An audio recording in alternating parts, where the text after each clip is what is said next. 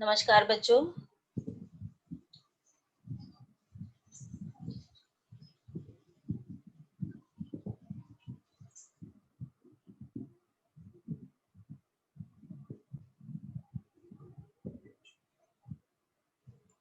आज हम सभी उस समय में जाने वाले हैं, करीब 19,700 वर्ष पूर्व के सतयुग में जाने वाले हैं। उस समय के जो प्रलय आया था धरती पर, उस अवस्था में क्या क्या घटित हुआ था इस पृथ्वी पर, उसको हम अपने इस छोटी सी कविता के द्वारा हम लोग देखेंगे कि किस तरह से पृथ्वी पर प्रलय आया था।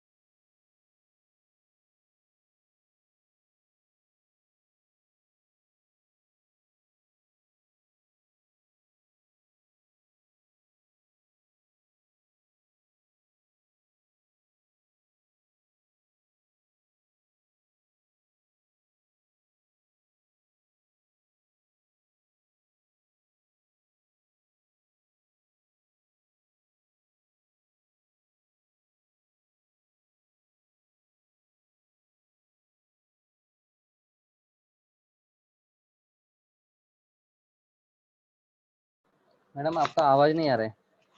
हेलो मैडम, आवाज नहीं आ रहा है आपका। हाल फिलहाल में हमने हाँ अभी आ रही है आवाज सर? हाँ हाँ हाँ, अभी महाभारत में हमने देखा था ये श्लोक। भगवान कृष्ण जी ने उस समय कहा था जब अर्जुन ने गांडीव और अपना धनुष बाण रख दिया था अपने सम्मुख, अपने परिजनों को देखकर विचलित हो गए थे कि कैसे उन पर तीर कमान उठाया जाए। तब उन्होंने अपने वास्तविक स्वरूप में आकर कहा था कि जब जब इस धरती पर पाप बढ़ेगा, जब जब धर्म की हानि होगी, तब तब मैं अवतरित होऊंगा। परंतु ये जो कृष्ण का रूप है, ये वास्तव में ये विष्णु जी के अवतार हैं। और विष्णु जी का एक बहुत ही प्यारा सा प्यारी सी तस्वीर आपके सम्मुख प्रस्तुत है बच्चों। आप देख रहे होंगे, बहुत ही प्यारे लग रहे हैं। इसमें वो एकदम श्यामल रंग है, ऊपर शेषनाग की छत्र है, हाथ में उनके कमल का पुष्प है, गले में उनके कमल का हार है और कमल के पुष्प पर वो विराजमान है। ऐसी मान्यता है कि कमल के पुष्प से ही उनकी उत्पत्ति हुई है और इनकी पत्नी लक्ष्मी को भी कमल के पुष्प ही बहुत प्रिय हैं और इन्हें भी कमल के पुष्प बहुत ही प्रिय हैं। आपने देखा होगा ब्रह्मा जी भी कमल के पुष्प पर ही विराजमान होते हैं और लक्ष्मी जी को भी हम कमल के ही पुष्प जो है अर्पित करते हैं।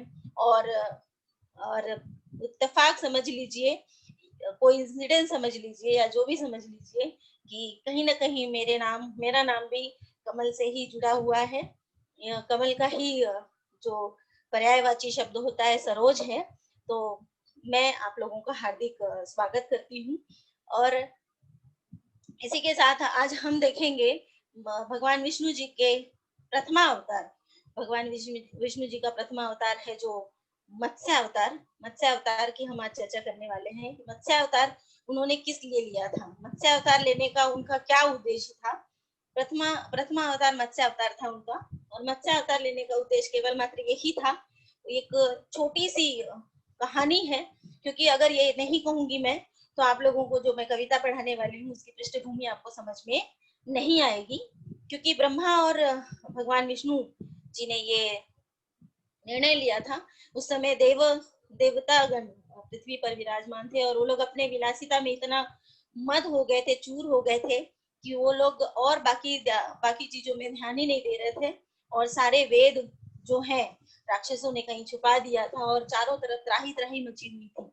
तब ब्रह्मा जी ने और विष्णु जी ने आपस में निर्णय लिया कि नहीं, इस पृथ्वी का पुनर्निर्माण करना जरूरी हो गया है। तब ब्रह्मा द्वारा निर्मित मनु जो देव थे, उनको इसके लिए चुना गया, और वही आज के हमारे प्रमुख नायक हैं इस कविता के, जिसको मैं पढ़ाने वाली हूँ। और उनको चुना गया प्रकृति के, पृथ्वी के पुनर्निर्माण हेतु। और फिर एक मत्स्य अवतार की एक छोटी सी कहानी है कि देव मनु एक दिन नदी किनारे तर्पण कर रहे थे संध्या बेला में। जैसे ही जल उन्होंने हाथ में लिया और नदी में जल तर्पण करने के लिए छोड़ने ही जा रहे थे, हाथ में एक छोटी सी मछली आ गई, और उस मछली को जैसे ही वो जल में छोड़ने जा रहे थे तो मछली बोल पड़ी कि नहीं देव, मुझे आप कृपया मुझे जल में ना डालें, क्योंकि इस जल में बड़ी मछलियां छोटी मछलियों को खा जाती हैं और मैं अपना अस्तित्व मिटाना नहीं चाहती। आप मुझे अपने घर ले चलें। तो वो अपने घर ले जाते हैं दयावश, अपने कमंडल में रख के, और थोड़े ही समय में देखते हैं कि कमंडल में वो मछली जो है बड़ी हो जाती है। फिर उसके लिए बड़ा पात्र लाया जाता है, फिर और बड़ी हो जाती, फिर और बड़े पात्र में रखा जाता है, फिर और बड़ी हो जाती है। ऐसे ऐसे करके उसको एक तालाब में रखा जाता है, फिर और बड़ी हो जाती है। तब मनु को ये आभास होता है कि नहीं, ये मछली कुछ और है, ये साधारण मछली नहीं है। तब वो समुद्र में ले जाते हैं और छोड़ते हुए हाथ जोड़कर मछली के सामने खड़े हो जाते हैं और कहते हैं कि हे मछली देवी, अपने जो अवतार है वो लीजिए और मुझे वास्तविक रूप में आकर मुझे बताइए कि क्या कारण है, आप कौन है जो मेरे पास इस तरह से आई हुई है। तब वो भगवान विष्णु अपने इसी अवतार में सामने आते हैं और कहते हैं कि 7 दिन में इस धरती का पूरा पलटवार होने वाला है, भयंकर प्रलय आने वाला है। आप पीछे देख सकते हैं कि किस तरह से प्रलय का सीन दिखाई दे रहा है। भयंकर प्रलय आने वाला है, पूरी धरती पानी के नीचे डूब जाने वाली है। तो आप एक नौका तैयार कीजिए और हिमालय की तरफ निकल जाइए, और हिमालय जाते समय उस नौका में अपने साथ जो शेषनाग हैं उनको भी ले लीजिए। उसके बाद मनु देव जो है अपने साथ सप्तऋषियों को लेकर उस तरफ निकल पड़ते हैं, और देख रहे होंगे पीछे मत्स्य रूप में भगवान विष्णु अपने साथ मनु को और 7 ऋषियों को लेकर जा रहे हैं। लेकिन ये 7 ऋषि जो हैं सप्तऋषि मंडल के रूप में आसमान में विराजमान हो गए, और केवल मनु को वे खींचते हुए नौका से आगे की तरफ बढ़ाते हुए हिमालय की ओर ले जाते हुए हिमालय की उत्तुंग शिखर पर ले जाकर पर बैठा देते हैं। तो हम हमारी अपनी मुख्य कविता पर आते हैं। हमारी कविता का के कवि हैं महादेव की नगरी काशी के लाल श्री, देख रहे होंगे भयंकर प्रलय का रूप देख रहे हैं। महादेव की नगरी श्री काशी के लाल श्री जयशंकर प्रसाद जी की एक तस्वीर आपके सामने पेश कर रही हूँ मैं, आप देख लीजिए। इन्होंने इस महाग्रंथ की, महाकाव्य की रचना की है, और इनकी ये प्रमुख पृष्ठ जो है ये इस कामायनी के का प्रमुख पृष्ठ है, आप देख सकते हैं। इसमें कुल मिला के 15 सर्ग हैं, जो चिंता से शुरू होती है और आनंद पे खत्म होती है। और हम इसके प्रथम सर्ग चिंता के बारे में आज पढ़ने वाले हैं। चिंता बच्चों, चिंता जो नाम है इसका रखने का सबसे बड़ा औचित्य ये है क्योंकि मनुष्य जो है उसका चिंता के साथ में जो नाम है रखने का एक ही मात्र औचित्य है कि मनुष्य और चिंता दोनों एक दूसरे के प्रारूप होते हैं। चिंता और मनुष्य को एक दूसरे से अलग नहीं किया जा सकता है। मनुष्य एक ऐसा प्राणी है जो चिंता वर्तमान और भविष्य की तो करता ही है, साथ ही साथ अतीत की भी करता है जो बीत चुका है, जिसको वो बदल नहीं सकता है, उसकी भी चिंता करता रहता है। आप लोगों के पुस्तक में ये चित्र दिया हुआ है, उसमें ये जो यहाँ पर हिमालय पे ये जो चित्र है आपको पूरा स्पष्ट रूप से दिखाई नहीं देता है उस पुस्तक में, लेकिन यहाँ पे आपको दिखाई दे रहा होगा। यहाँ पे जो हिमालय पर्वत पर जो एक मनुष्य बैठा दिखाई दे रहा है, ये अपने इसी कविता के नायक है मनु। अब हम अपनी कविता पर आते हैं। अपनी कविता के नायक को भगवान विष्णु ने हिमालय की उत्तुंग शिखर पर जाकर बिठा दिया है। हिमगिरी के उत्तुंग शिखर पर बैठ शिला की शीतल छांव। हिमगिरी के उत्तुंग शिखर पर बैठ शिला की शीतल छांव। एक पुरुष भीगे नैनों से देख रहा था प्रलय प्रवाह। एक पुरुष भीगे नैनों से देख रहा था प्रलय प्रवाह। हिमगिरी के उत्तुंग शिखर पर, हिमगिरी के मतलब हिमालय के हिमाच्छादित हिम से ढके हुए, बर्फ से ढके हुए उत्तुंग शिखर पर, हिमालय के सबसे ऊंचे शिखर पर बैठा हुआ है एक पुरुष शिला की शीतल छा पर। शिला के यानी पत्थर की शीतल, शीतल छा, पत्थर और शीतल छा दोनों का अंतर विरोध होता है बच्चों। पत्थर की शीतल छा में बैठा हुआ है। अगर आप ज्योग्राफिकल दृष्टि से देखेंगे तो जैसे जैसे पहाड़ की ऊंचाई पर जाएंगे वैसे वैसे सारे पेड़ पौधे गायब होते जाते हैं। तो और बर्फ से आच्छादित है हिमालय, तो उसकी शीतल छा में एक पुरुष बैठा हुआ है। कैसे बैठा हुआ है? भीगे नैनों से, उसकी भीगी पलकें हैं और आंखों में आंसू भरे हुए, कातर अवस्था है, कातर हालत है और एकदम भयभीत दृष्टि से वो चारों तरफ इस प्रलय के प्रवाह को, इस बाढ़ को देख रहा है, डरा हुआ है और कोई नहीं है। वो कौन पुरुष है? वो हमारे इस चिंता का नायक है, मनु। और वो हमारे इस पूरी सृष्टि का आखिरी अवशेष बचा हुआ है। कौन है? मनु, आखिरी अवशेष, और कोई भी जीवित नहीं बचा है। नीचे जल था, ऊपर हिम था, एक तरल था एक सघन, एक तत्व की ही प्रधानता, कहो उसे जड़ या चेतन।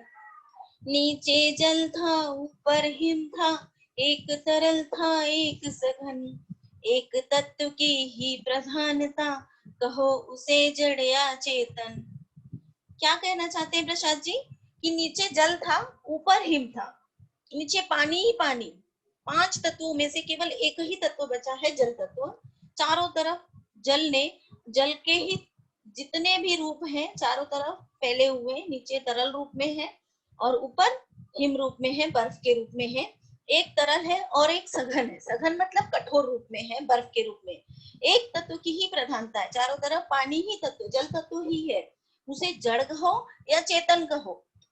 जड़ अर्थात मृत और चेतन अर्थात जीवित। यानी एक तरह से ऐसा भी कहा जा सकता है कि मनु जो है वो जीवित होते हुए भी मृत के समान हो गए हैं, जड़ हो गए हैं, और जो पानी है, जल है, वो मृत होते हुए भी जीवित हो चुका है, दानवी हो चुका है, राक्षसी हो चुका है। वो बार बार उस शिला को टकरा टकरा कर वापस लौट जा रहा है, जिस शिला पर बैठकर मनु जो है अपने अस्तित्व को बचाए हुए बैठे हुए हैं। दूर दूर तक निश्रुत था हिम, स्तब्ध उसी के हृदय समान। दूर दूर तक विस्तृत था हिम, स्तब्ध उसी के हृदय समान। नीरवता सी शिला चरण से टकराता फिरता पवमान। नीरवता सी शिला चरण से टकराता फिरता पवमान। दूर दूर तक विस्तृत था, विस्तृत मतलब फैला हुआ, चारों तरफ बर्फ ही बर्फ फैला हुआ है। स्तब्ध, स्तब्ध यानी एकदम रुका हुआ, चारों तरफ क्या है? बर्फ ही बर्फ फैला हुआ है, उसके हृदय के समान, यानी मनु के हृदय के समान। मनु भी बर्फ के समान स्तब्ध हो गए, जैसे उनको शॉक लग गया, एकदम एकदम स्तब्ध हो गए।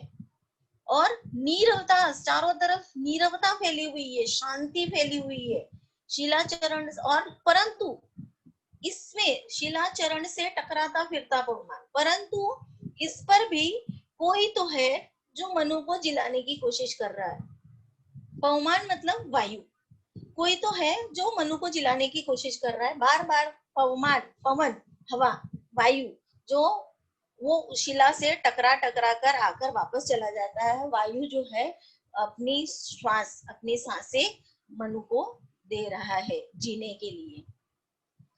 तरुण तपस्वी सा वह बैठा, साधन करता सुर स्मशान। नीचे प्रलय सिंधु लहरों का, होता था सकरुण अवसान। तरुण तपस्वी सा वह बैठा, साधन करता सुर स्मशान। नीचे प्रलय सिंधु लहरों का, होता था सकरुण अवसान। तरुण तपस्वी, मनु युवा है, जवान थे वो ऐसा लग रहा है जैसे ऊपर वो बैठ के, जैसे एकदम तरुण तपस्वी, एकदम जवान तपस्वी है वो, कोई बैठे हुए और कोई साधना कर रहे हैं। लेकिन कहाँ साधना कर रहे हैं, ऐसे लग रहा है कहीं पे स्मशान में बैठ के साधना कर रहे हैं, कोई तंत्र विद्या की साधना कर रहे हैं। और नीचे जो है प्रलय सिंधु जो है, सिंधु यानी समुद्र जो है, सागर जो है, उसकी लहरें, प्रलयकारी लहरें जो है बहुत उसकी बहुत दुखद अवसान कर रही है, अंत की, दुख की, मृत्यु की गर्जना कर रही है। स्मशान यानी पूरी पूरी धरती जल के नीचे आके पूरी धरती जो है स्मशान बन गई है। और उसी के ऊपर बैठ के ऐसा लग रहा है तरुण तपस्वी की तरह बैठकर जो मनु है वो तंत्र विद्या की तपस्या कर रहे हैं, ऐसे वो नजर आ रहे हैं। उसी तपस्वी से लंबे थे देवदार दो चार खड़े, हुए हिमधवल जैसे पत्थर बनकर ठिठुरे रहे अड़े। उसी तपस्वी से लंबे थे देवदार दो चार खड़े, हुए हिमधवल जैसे पत्थर बनकर ठिठुरे रहे अड़े। कोई भी वहां बचा नहीं है, केवल वहां पे जैसे उसी तपस्वी से लंबे थे, जैसे मनु लंबे चौड़े थे, उसी तरह से देवदार के दो चार वृक्ष भी वहां पर खड़े थे, लंबे चौड़े लंबे देवदार के वृक्ष खड़े थे, लेकिन वो भी हिम, हिम यानी बर्फ, सफेद बर्फ से ढके हुए पत्थर बन चुके थे, ठिठुर रहे थे और एकदम वहां पे ठिठुर रहे थे, परंतु फिर भी अपने स्थान पर अड़े हुए थे, जीवित थे। अवयव के दृढ़ मांसपेशियां ऊर्जस्वित था वीर अपार, स्फीत शिराएं स्वस्थ रक्त का होता था जिनमें संचार। अवयव की दृढ़ मांसपेशियां ऊर्जस्वित था वीर अपार, स्फीत शिराएं स्वस्थ रक्त का होता था जिनमें संचार। अवयव की दृढ़ मांसपेशियां, जो मनु है वो बहुत यंग थे, बहुत जवान थे, उनकी जो उनका अंग था, उनकी दृढ़ मांसपेशियां थी, उनके अंदर वीरता भरा हुआ था, वीरता अपार थी। उनकी जो स्फीत शिराएं, उनकी धमनियां बहुत उभरी हुई थी और उनकी धमनियां देखकर लग रहा था कि उनके अंदर स्वस्थ रक्त का संचार हो रहा है। और उनका जो यौवन है वो चरम सीमा पर था, बहुत ही हष्ट पुष्ट और बहुत ही सुंदर दिखते थे वो, परंतु उनकी सुंदरता को देखने वाला वहां पर कोई भी नहीं था। चिंता का तरबदन हो रहा पौरुष जिसमें होत क्रोध, उधर उपेक्षा में यौवन का बहता भीतर मधुमय स्रोत। चिंता का तरबदन हो रहा पौरुष जिसमें होत क्रोध, उधर उपेक्षा में यौवन का बहता भीतर मधुमय स्रोत। चिंता कातर वदन हो रहा, पौरुष जिसमें हो गए, चिंता कातर वदन हो रहा, चिंता, उनकी चिंता, उनको चिंता हो रही है कि उनका, उनके मुखमंडल पे चिंता नजर आ रही है, उनके अंदर पौरुषता जो है वो भरा हुआ है, ओतप्रोत है उनके अंदर, लेकिन उनके मुखमंडल पर चिंता दिखाई दे रही है। तेज उनके अंदर बहुत है, अपार है, वो एकदम सुंदर है, उनका यौवन चरम सीमा पर है, परंतु उनको देखने वाला कोई बचा ही नहीं है।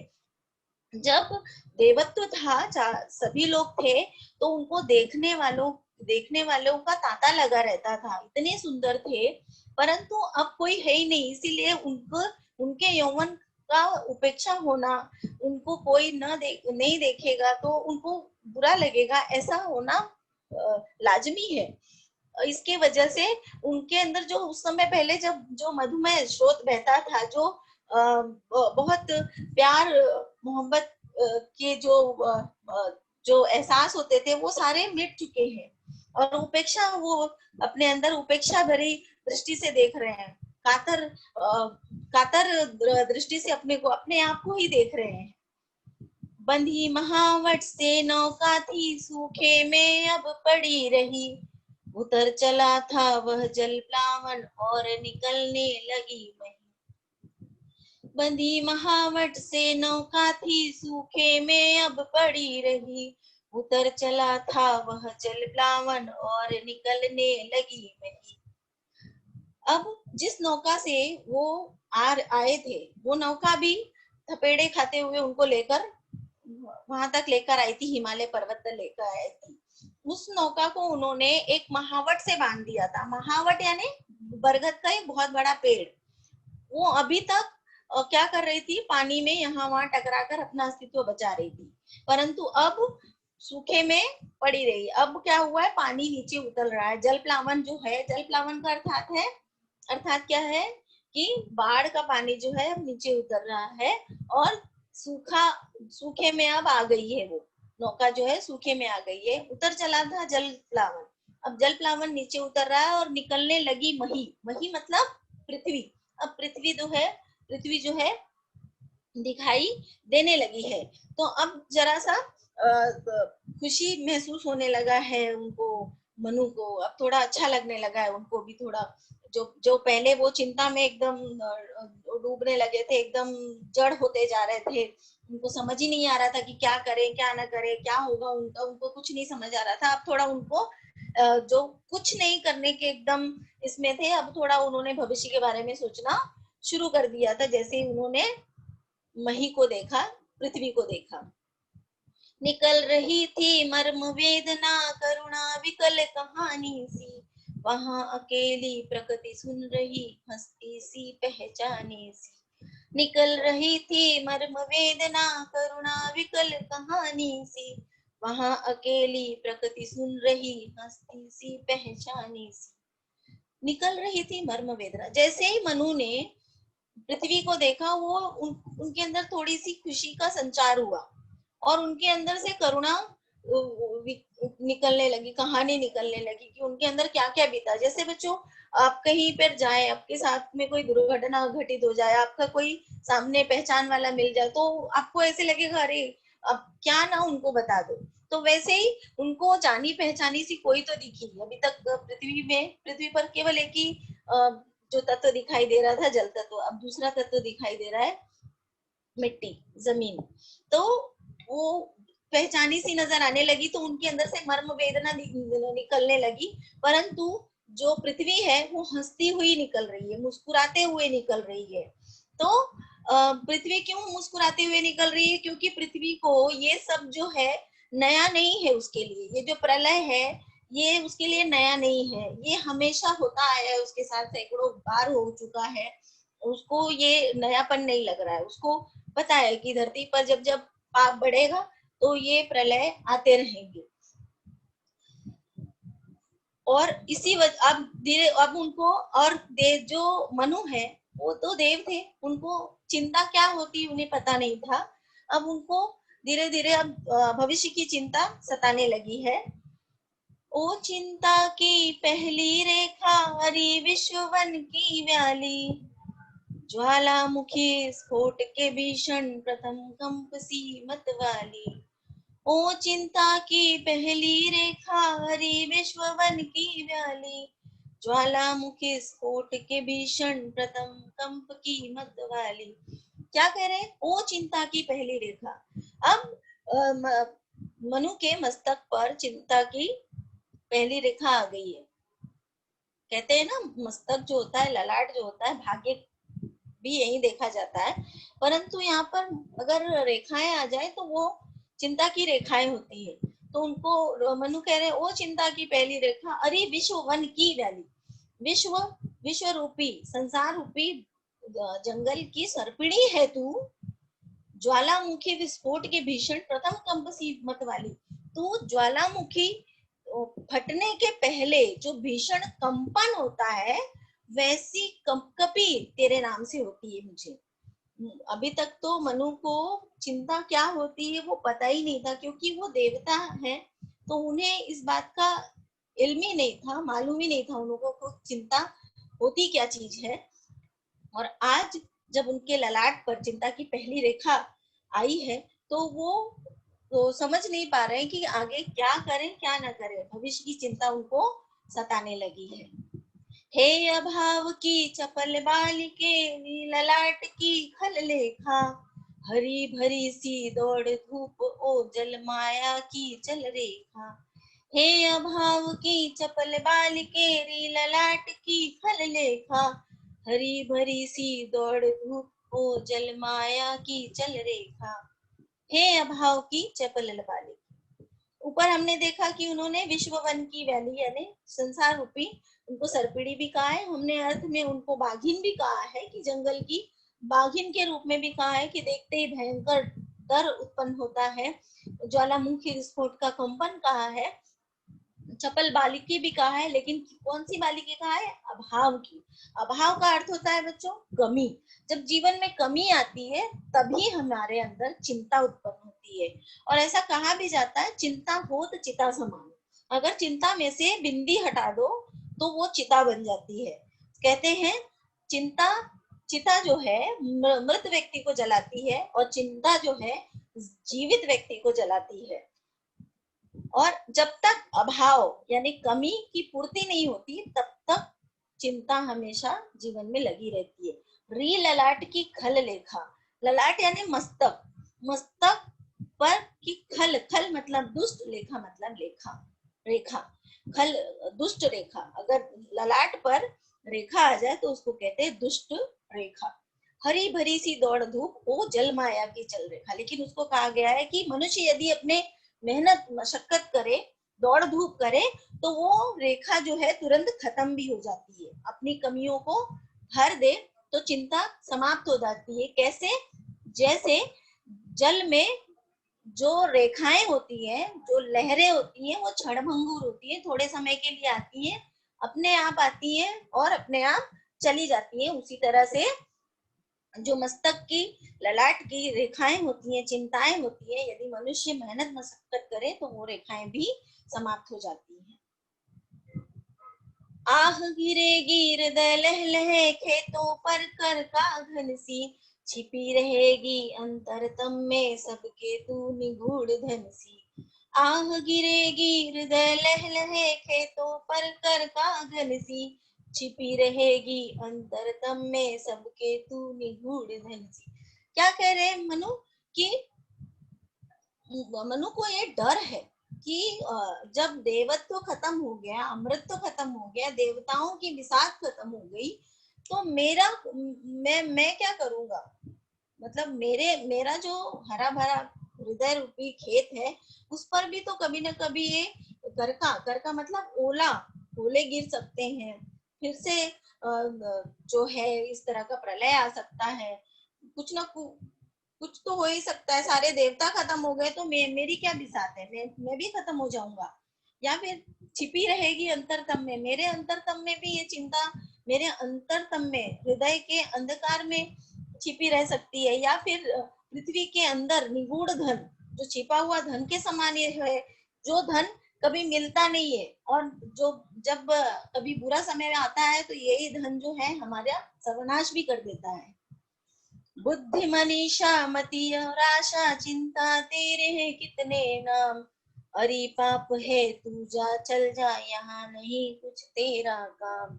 बुद्धि मनीषा मति और आशा, चिंता तेरे कितने नाम, अरे पाप है तू जा चल जा, यहाँ नहीं कुछ है तेरा काम।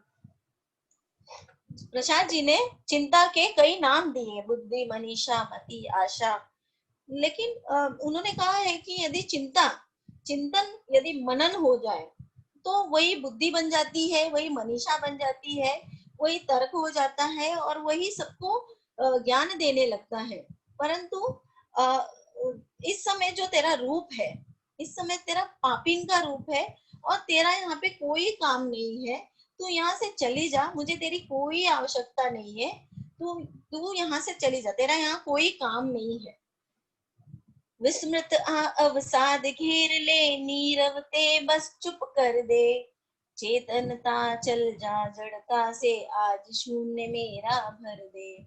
विस्मृत अवसाद घेर ले, नीरवते बस चुप कर दे, चेतनता चल जा जड़ता से, आज शून्य मेरा भर दे।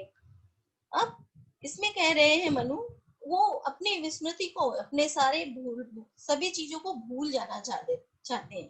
वो अपने दुख को, सबको, शांति को, सब कुछ एकदम भूल जाना चाहते हैं, सब कुछ चुप कर देना चाहते हैं, चेतनता को एकदम एकदम जड़ता में चले जाना चाहते हैं, शून्य में चले जाना चाहते हैं। वो चाहते हैं कि उनके अंदर कोई एहसास ही ना बचे।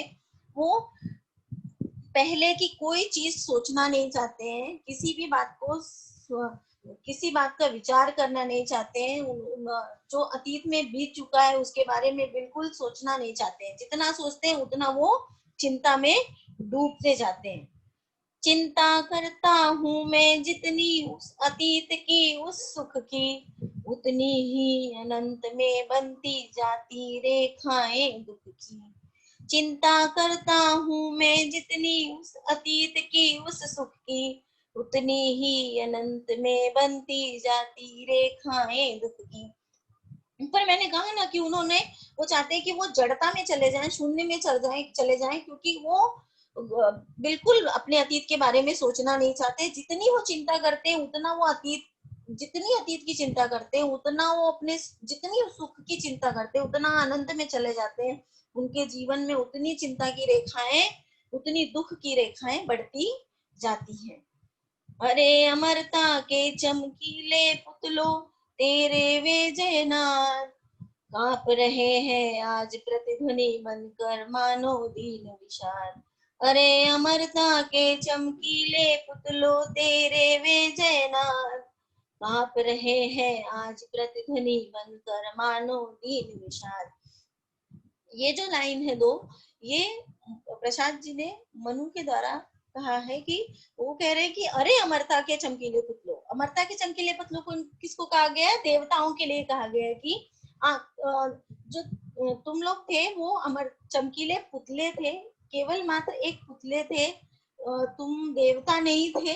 तुम्हारे जो जयनाद होते थे वो जयनाद आज क्या बन गए हैं? कांपती हुई प्रतिध्वनि बन गए हैं, दीन विषाद बन गए हैं। ऐसे लगता है जैसे कि दुख और हीन, एकदम दीन विषाद दुख के एकदम ध्वनि चारों तरफ फैल गई है। जो जयनाद आप लोगों की होती थी वो चारों तरफ दुख की, विषाद की, हीन भावनाएं चारों तरफ फैल गई हैं। आप लोगों के जो विलासिता के कारण चारों तरफ प्रलय आ गया है। पूरी भयंकर प्रलय के कारण पूरी धरती में त्राही त्राही मच गया है। चारों तरफ प्रलय आने की वजह से पूरी धरती स्मशान के रूप में अवतरित हो गई है। कांप रहे प्रकृति रही दुर्जय पराजित, हम सब थे भूले मद में, भोले थे हाँ तिरते केवल सब विलासिता के मद में। प्रकृति रही दुर्जय पराजित, हम सब थे भूले मद में, भोले थे हाँ तिरते केवल सब विलासिता के नद में। मनु भी देवताओं के ही प्रतिनिधि हैं। वो अपने आप को उनसे अलग नहीं मानते। वो कहते हैं कि हम सब भूल गए थे अपने मद में, अपने नशे में, कि प्रकृति दुर्जय है, अपराजित है, उसको हम पराजित नहीं कर सकते हैं। हम अपने नशे में भूल गए थे कि हम कितना अत्याचार कर रहे हैं प्रकृति के साथ, और प्रकृति एक ना एक दिन बदला जरूर लेती है। हम जितना प्रकृति के ऊपर अत्याचार करेंगे एक ना एक दिन वो पलटवार जरूर करती है। भोले थे, हम भोले थे, हाँ तिरते केवल सब विलासिता के नद में। हम सभी तिरते केवल सब विलासिता के नद में, हम विलासिता के, भोग विलास के नदी में केवल तैरते रहे, और ये नहीं सोचे कि वही नदी का पानी, वही नदी का जल, जिस नदी के जल पर हम अपनी नौकाएं लेकर तैरते थे, यानी विलासिता के नद में, मद में, नशे में चूर थे, वही नदी का जल जिस दिन उमड़ेगा, उसी दिन, उस दिन वो जल जो है हमें अपने अंदर समाहित कर लेगा।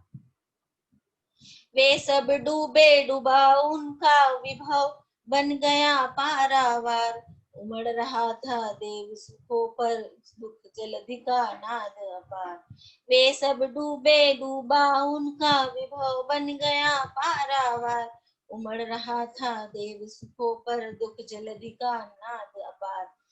क्या कह रहे हैं कवि कि वे सब डूब गए, सारे देवता डूब गए, सारे पेड़ पशु पक्षी सब डूब गए, डूबा उनका वैभव डूब गया, महल डूब गए, राजपाट सब डूब गया, बन गया पारावार। सारे धरती पर उनकी सारी सीमा हदें जो है सब डूब गई, उनका कोई पारावार नहीं रहा, सारा कुछ जल के नीचे समाहित हो गया। उमड़ रहा था देव सुखों पर, सारे देव सुखों पर दुख जलधिका, जलधिका यानी जल का नाद अपार, नाद अपार यानी नाद, जल का जो जिस जल के कलकल, जल की जो ध्वनि होती है, कलकल की ध्वनि बहुत प्यारी लगती है, बहुत अच्छी लगती है सुनने में, लेकिन वही जल जब प्रलय का रूप ले लेता है तो उसका जो स्वर है वो बहुत ही भयंकर लगता है, वो सुनने में बहुत डर लगता है।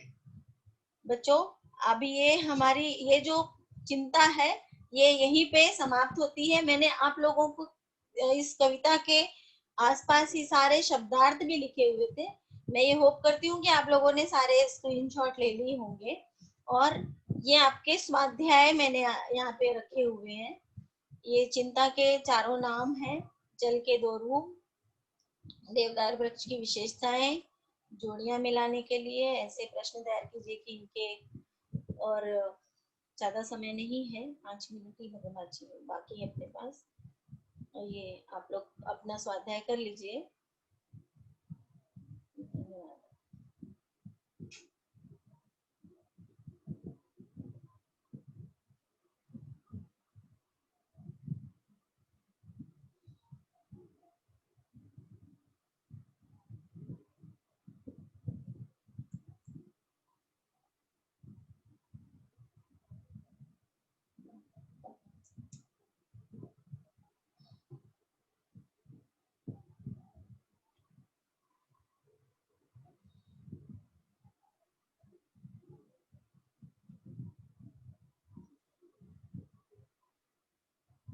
किसी को कुछ प्रश्न हो तो पूछ सकते हैं।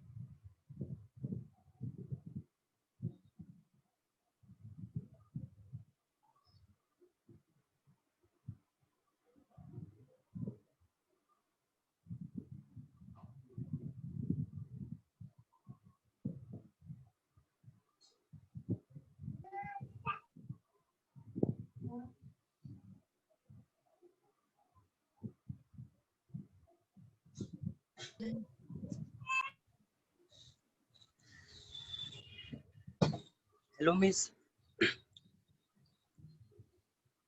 Hello miss, good morning. Yes, good morning.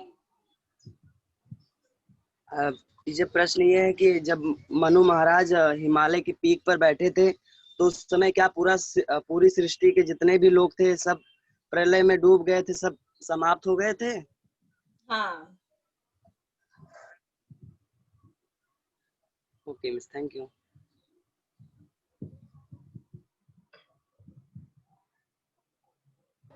Hello. हाँ। Hello ma'am. हाँ बोलिए। मैम इसमें लिखा है पुतले पुतले जोड़ियां मिलाओ मैं।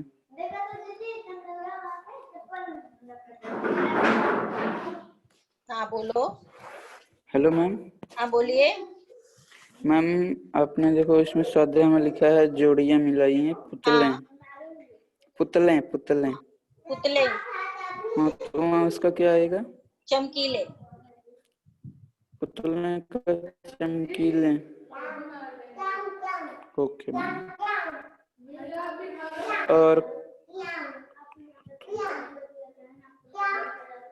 कविता में इन अर्थों में आए शब्द ढूंढिए। बोलिए।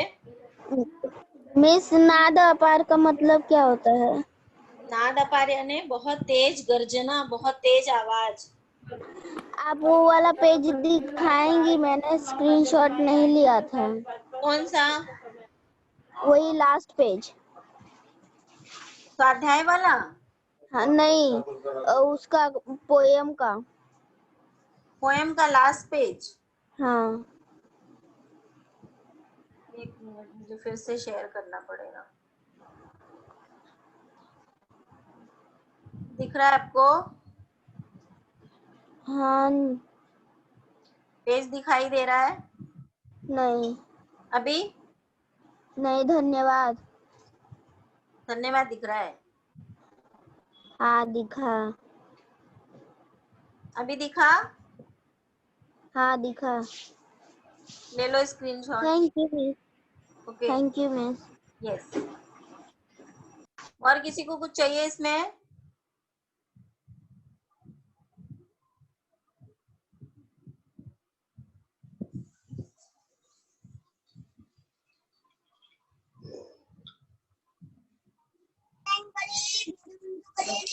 Ma'am, yes. मतवाली मतलब? हाँ, मतवाली। क्या? मतवाली का मतलब? पूरी लाइन बोलो। एक मिनट।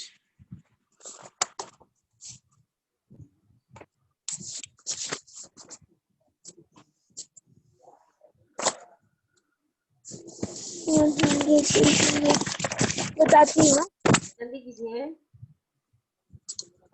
मतवाली देखो, ज्वालामुखी स्फोट के भीषण प्रथम कंपती मतवाली ना? यस।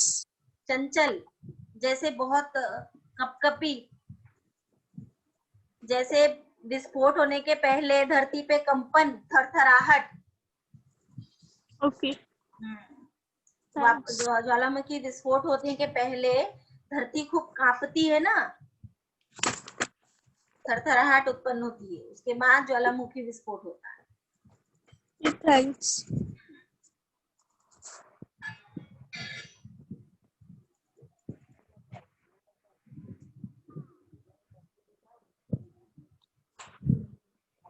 यस मुस्कान।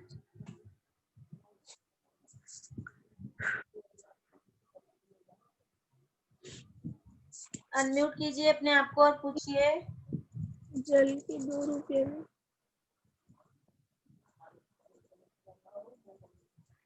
नहीं आ रहा।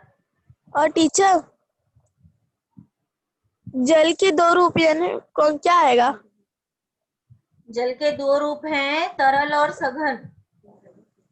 यानी एक द्रव रूप में है और एक सॉलिड रूप में है। एक जल है, पानी, और एक बर्फ।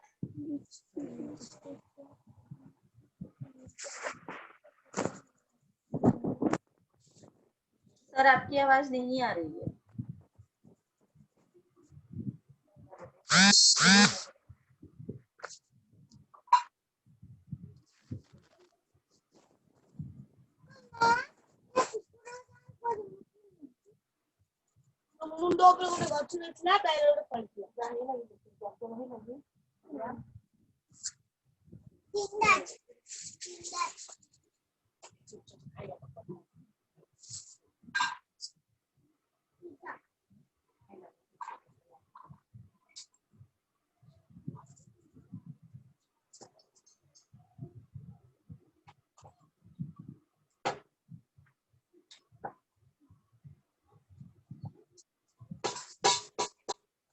किसी को पूछना है कुछ?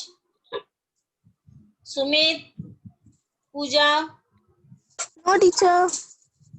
टीचर। जल्दी पूछिए। टीचर, देवदार वृक्ष के समानार्थी शब्द बताइए ना। किसके? देवदार वृक्ष के समानार्थी शब्द। देवदार वृक्ष के? हाँ। देवदार तो देवदार ही वृक्ष है ना, उसका क्या समानार्थी वृक्ष, उसे समानार्थी शब्द? ठीक है मिस।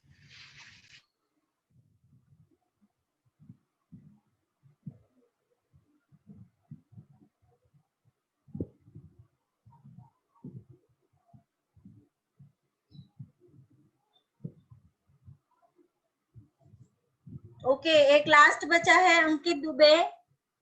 पूछना है तो बोलो। Hello ma'am. हेलो हाँ बोलो। मैम, ये दीन विषाद मतलब क्या होता है? दिन विषाद। दुख। ये नए प्रश्न। हीन। दीन का दिन मतलब विषाद हीन, मतलब? विषाद मतलब दुख। दुख। हाँ, देखो मैंने शब्दार्थ दिए हैं, ठीक है। दुर्जय, दुर्जय मतलब जिस पर जीता नहीं जा सकता, जीत हासिल नहीं की जा सकती, प्रकृति okay ma'am, Durjoy thank you. होती है। ओके, ठीक है, तो अब हम बंद करते हैं।